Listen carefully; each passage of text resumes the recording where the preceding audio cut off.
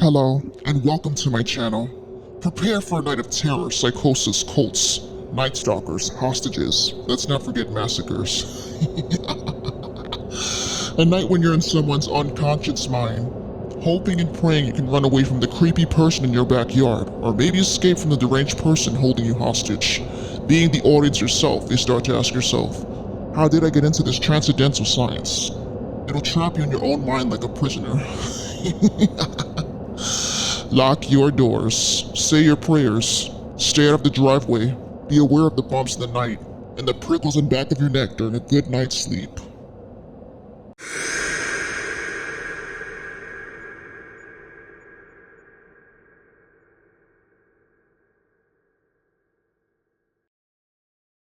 Bond 5.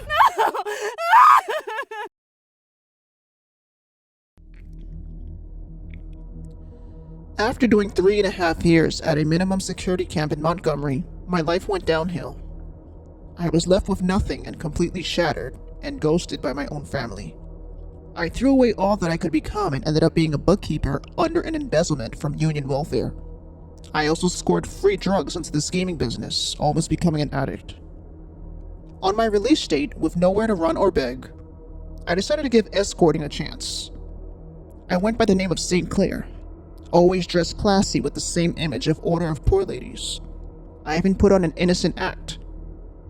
I thought it helped the old sleazeballs understand that I was monastic, but unfortunately, I was just a slut in their eyes. One night, in my Coco Chanel suit, I was brought to a luxurious mansion in Maine.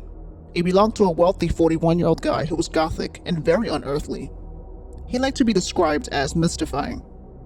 He was part of the Satanist church in the state of Maine. He decided because of my monastic ways, he'd show me the opposite of using a consecrated host to ward off invaders. He brought me to his basement and said he had something to show me. I go along with it and walk down the creaking stairs. I notice a foul odor like a distinctive metallic scent. He gives me a slow push into a closet room and slams the door on me.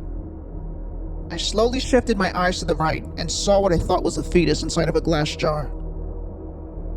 Then I heard a sound, like a tape recording sound, but it turned out to be an old school film projector. It was a video of him performing a satanic ritual with another male. Not sure if it was a seance, but sickly the goth guy stabbed the other guy in his side abdomen. Christ, I thought. The sacrificed guy's eyes widened while he shivered and his body perspiring. I kicked down the closet door, running up the stairs gasping for air. My heart rate was rising. I see the goth guy. He had a big cross in his hand with Christ on it. Then he turned it upside down. I noticed it looked like a sharp object on the throat of Christ. He then tells me, "You're next." I ran out of the gigantic mansion, screaming for mercy.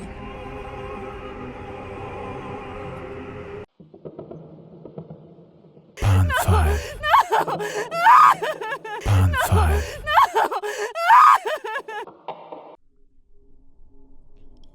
I was 2 years in at Stanford University, and I was working both temporarily and part-time jobs. Working in coffee shops, pubs, and as a waitress. And of course, none of them paid well. This is why I do not regret turning into the escorting business at all. While escorting, I was able to function better and not stay behind my courses because I wouldn't stress money. I stuck with a wealthy guy who had a video game company. For some irrational reason, he was always misogynistic towards me, yet spoiled me with the best gifts. Diamonds, a Ferrari, and even expensive handbags. I hated his personality but stuck with him for the great pay. But it took until one day for me to realize I needed to escape when he got physically violent with me and even showed me a pistol he had in his glove compartment as a warning sign to keep my mouth shut. On a foggy, rainy night, I was dressed with a red bob wig and small earrings with a dinner dress. While plotting my route of escape, I actually thought we were going to a restaurant. Because every time he'd make me wear that red wig in particular, it was because it reminded him of his wife. His wife passed away 10 years ago, and strangely when I asked how she passed away, He never wanted to tell me. He'd just tell me to shut up. So while driving in the rain, we ended up in the rainy woods near a river. The whole car ride he was silent, and I was afraid to say a word, or even ask him where we were going. When we finally got near the river, he stopped the car and told me, "Whatever you're plotting, it won't work. You're stuck with me, tramp." I acted clueless, but deep down inside I knew he had been spying on my phone calls to a classmate about me planning to leave him and what I was planning to do. He scolded at me while getting out of the car.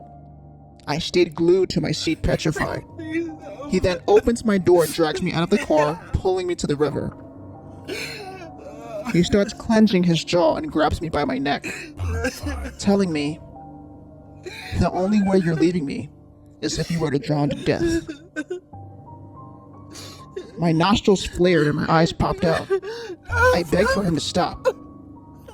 He then shouts, "You want to end up like my wife?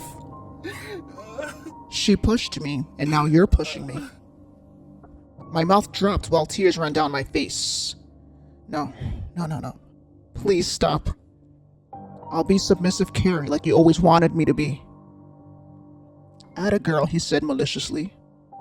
"Now get back to the car and wipe off that disgusting mascara. You fucked up your makeup with those crocodile tears."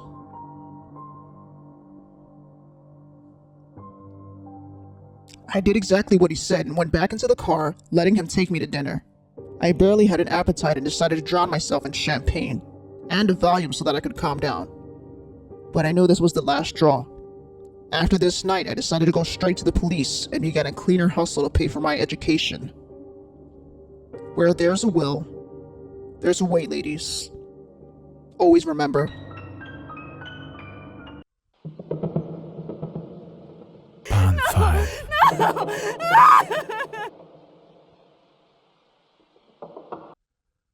I go by the name of Esperanza. And my guy at the time was a criminal defense lawyer who lived in an apartment in the Upper West Side of New York City. He was a big shot lawyer, yet a fraud who engaged in schemes, preparing bonds, advising defendants and families about their family members and the conditions of the bonds, ensuring appearance bonds were signed by all parties to a defendant's release. It took until one day for him to realize that he was under a threat. His client bribed him with gifts and money simply for him to not possess any criminal intent. The lawyer's phone kept ringing all day, and he kept ignoring it. With the last ring, the lawyer finally turned off his phone and decided to dim the lights so that we could both get busy. Out of nowhere, we heard a knock on the door. He gets up in the nude and slowly walks to the door. The knock becomes more intense. He peeps through the door, and it turns out to be the young male he was defending for a larceny case. He sighs frustrated and opens the door. "Look, Matt, I told you I can't allow the bribing shit anymore. I'm done," said the lawyer. The client, Matt, pulled out a gun and advised him not to move or he'll start shooting. There I stood watching under the sheets, frozen and panic-stricken. How was I going to escape? How about I tie you up and we play a game where Miss Thing lets me have a piece of her? Jesus Christ, I said. There's no way I was letting this guy touch me. I tried my best to manipulate him and told him let's all sit down and discuss this with a few drinks. He pointed the gun at me and told me to prepare the drinks. He then sat down with the lawyer with his gun pointed at him. I continued to make the drinks while my limbs shaked. I noticed the client stared at me morally, then stares back at the lawyer. This was an opportunity to spike Matt's drink with oxycodone. I had it in the cabinet somewhere.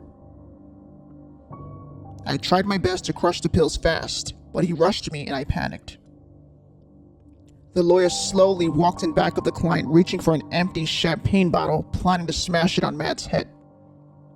It turned out Matt caught me putting the crushed pills into his drink, and he spazzed out. He pointed his gun at me. The lawyer finally got the courage to smash the bottle on his head, letting Matt drop to the floor. Then the lawyer hustles me out, grabbing sheets to cover ourselves, and run down the lobby. We ran downstairs, yet we heard gunshots go off. The lawyer refused to call the cops so I wouldn't get busted, and of course because he knew the client was going to snitch. We stood on the staircase wrapped in sheets, terrified. We had to hide in the laundromat until the cops were called by someone. From that day forward, I have never seen the lawyer again, simply because he had to leave the state. He felt like he was in hot water. Pan 5. Pan 5. After getting out of an abusive relationship and losing custody of my son, I started working in Nevada as an escort. I knew I would get my son back someday, but in the meantime, it was time for me to save a few bucks and move on into my own home. In a month, I became the client of a notorious drug dealer. He lived in a luxurious home in Vegas, and he was actually a gentleman. There were times when he told me to watch out for my own back and to be aware of my surroundings. He didn't care if he died or not because he lived in survival mode 24/7, but I couldn't resist. I loved being around him. One night at a casino, we decided to call it a night and head back to our rooms. I noticed on our way upstairs a creepy guy looking with an eye patch. Couldn't keep his eyes off of us, but we continued walking. I heard a strong cough and clearing of the throat. It startled me, but my guide told me not to pay mind. For some strange reason, he took out his gun and kept looking back like he knew someone was in back of us. I took a deep breath while he kept walking with his gun still in his hand. A guy headshots him with his hand. I panicked and screamed. The guy grabbed me and then smeared a cloth over my face, making me pass out. An hour later, I woke up in a dark room feeling drowsy. My vision felt pretty blurred until I was able to see the drug dealer with his throat slashed. All I could do was scream. I then realized I was stripped with only my undergarments on. A guy comes into the room, calmly, and tells me to keep it down.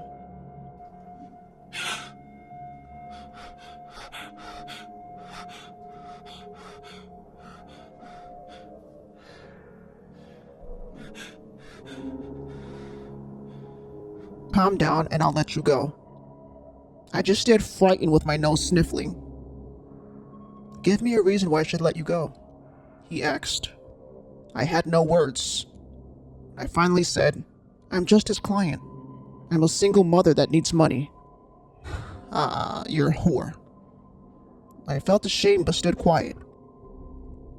Want to play rape? I shake my head, sobbing again. Please, I know nothing. The guy pulls out an electric knife and stares at me. He then brings his chair towards me, then tells me straight up, follow directions, give me your name, address, and phone number, so that I won't do anything. I shook my head and proceeded. I promised I would not call the cops. He let me get dressed and leave the scene, but gave me another warning that he'll find me and hunt me down if I ever said a word.